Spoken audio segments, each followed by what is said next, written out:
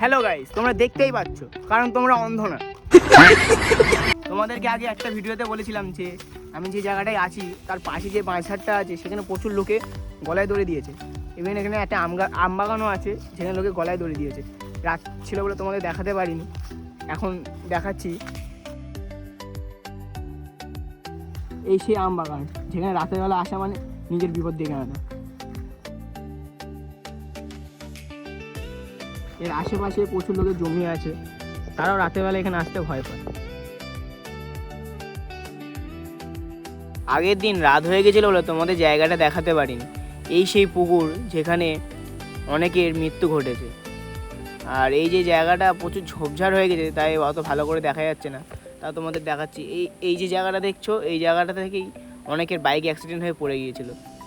Hello guys, আজ এই পর্যন্তই। দেখা হবে আবার নেক্সট ভিডিওতে। আর কমেন্টে বলে যাবে এগুলো কী গাছ।